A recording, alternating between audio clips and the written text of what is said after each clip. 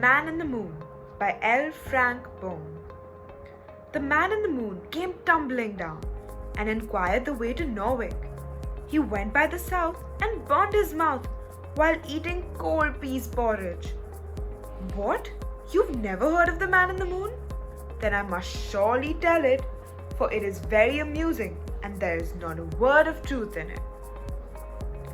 The man in the moon was rather lonesome, and often he peeked over the edge of the moon and looked down upon the earth and envied all the people who lived together, for he thought it must be vastly more pleasant to have companions to talk to than to be shut up in a big planet all by himself, where he had to whistle to keep himself company. One day he looked down and saw an alderman sailing up through the air towards him. This alderman was being translated, not transported, owing to a misprint in the law. And as he came near, the man in the moon called out to him and said, "How is everything down on earth?" "Everything is lovely," replied the alderman, "and I wouldn't leave if I wasn't obliged to." "What's a good place to visit down there?" inquired the man in the moon. "Oh, Norwich is mighty fine," returned the alderman, "and it's famous for its peas porridge." And then he sailed out of sight and left the man in the moon to reflect about what he said. The words of the alderman made him more anxious than ever to visit the earth, and so he walked thoughtfully home and put a few lumps of ice in the stove to keep him warm, and sat down to consider how he should manage the trip. You see, everything went by the contraries in the moon. When the man wished to keep warm, he knocked off a few chunks of ice and put it in his stove, and he cooled his drinking water by throwing red-hot coals of fire into the pitcher. Likewise, when he became chilly, he took off his hat and coat, even his shoes, and so became warm. And in the hot days of summer, he put on his overcoat to cool off. All of which seems very queer to you, no doubt, but it wasn't at all queer to him, the man in the moon, for he was accustomed to it. Well, he sat by his ice-cool fire and thought about his journey to Earth, and he finally decided that the only way he could get there was to slide down a moonbeam. So he left the house and locked the door and put the key in his pocket, for he was uncertain how long he should be gone. And then he went to the edge of the moon and began to search for a strong moonbeam. At last, he found one that seemed rather substantial and reached right down to a pleasant-looking spot on the earth. So, he swung himself over the edge of the moon and put both arms tightly around the moonbeam and started to slide down. But he found it rather slippery, and in spite of all his efforts to hold on, he found himself going faster and faster, so much so that just before he reached the earth, he lost his hold and he came tumbling down head over heels and fell plump into a river. The cool water nearly scalded him before he could swim out, but fortunately he was near the bank and he quickly scrambled upon the land and sat down to catch his breath. By that time it was morning, and as the sun rose, its hot rays cooled him off somewhat, and he began looking around curiously at all the strange sights and wondering where on earth he was. By and by a farmer came along the road by the river with a team of horses drawing a load of hay. The horses looked so odd to the man in the moon that at first he was greatly frightened, never before having seen horses except from his home in the moon, from whence they looked a good deal smaller.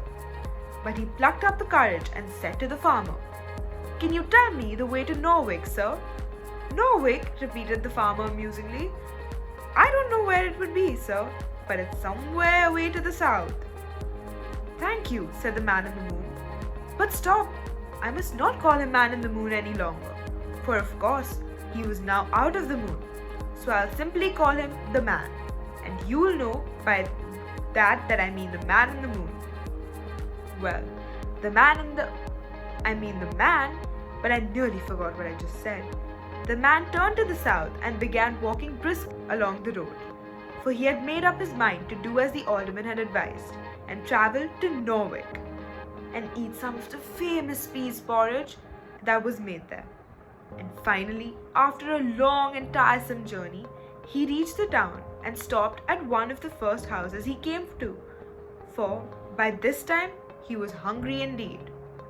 A good-looking woman answered his knock at the door, and he asked politely, "Is this the town of Norwich, madam?" "Surely this is the town of Norwich," returned the woman. "I came here to see if I could get some peas porridge," continued the man. "For here you make the nicest porridge in the whole world in this town."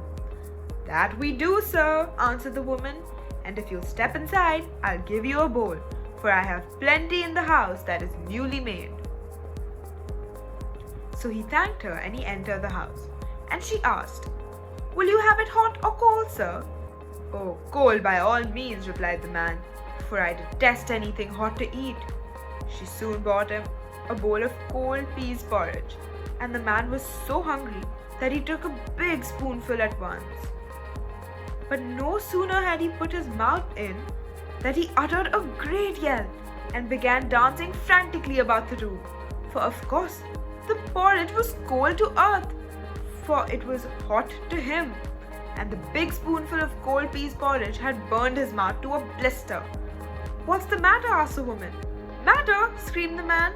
"Why, your porridge is so hot that it's burned me." "Fiddlesticks," she replied. "My porridge is quite cold." "Try it yourself," he cried. So she tried it and found it very cold and pleasant. But the man was so astonished to see her eat the porridge that it had blistered his own mouth, and he became frightened and ran out of the house and down the street as fast as he could go. The policeman on the first corner saw him running and promptly arrested him, and he was marched off to the magistrate for trial. "What is your name?" asked the magistrate. I haven't any," replied the man, for of course he was the only man in the moon. It wasn't necessary for him to have a name. Come, no nonsense," said the magistrate. "You must have some name. Who are you?" "Why, I'm the man in the moon." "That's rubbish," said the magistrate, eyeing the prisoner severely. "You may be a man, but you're not a man in the moon. You're in Norwich." "That is true," answered the man, who was quite bewildered by his idea. "And of course you must be called something," continued the magistrate. "Well then," said the prisoner, "if I'm not the man in the moon, I must be the man out of the moon. So call me that." "Very good," replied the judge. "Now then, where did you come from?" "The moon." "Oh, did you? How did you get here?" "I slid down a moonbeam." "Indeed. And what were you running for?" "A woman gave me some cold peas porridge and it burned my mouth." The magistrate looked at him in a moment of surprise, and then he said, "This person is evidently crazy, so take him to the lunatic asylum and keep him there." This would surely have been the fate of the man, had there not been present an old astronomer who had often looked at the moon through his telescope. So he had discovered that what was hot on Earth was cold on the moon, and what was cold here was hot there. So he began to think that the man had told the truth. Therefore, he begged the magistrate to wait a few minutes while he looked through his telescope to see if the man in the moon was still there. So, as it was now night, he fetched his telescope and looked at the moon, and found that there was no man in it. "It seems to be true," said the astronomer, "that the man has gotten out of the moon somehow or the other. Let me look at your mouth, sir, and see if it is really burned."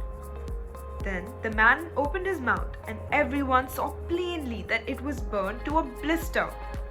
Thereupon the magistrate begged his pardon for doubting his word, and asked him what he would like to do next. "I'd like to go back to the moon," said the man, "for I don't like this earth of yours at all. The nights are too hot." "Why, it's quite cool this evening," said the magistrate. "I'll tell you what we can do," remarked the astronomer. "There's a big balloon in town which belongs to the circus that came here last summer and was pawned for a board bill. We can inflate this balloon and send the man out of the moon home in it." "That's a good idea," replied the judge. So the balloon was brought and inflated. and the man got into the basket and gave the word to let go. And then the balloon mounted up into the sky in the direction of the moon. The good people of Norway stood on the earth and tipped back their heads and watched the balloon go higher and higher until finally the man reached out and caught hold of the edge of the moon. And behold, the next minute he was the man in the moon again. After this adventure, he was well contented to stay at home, and I've no doubt if you look through a telescope, you'll see him there to this day.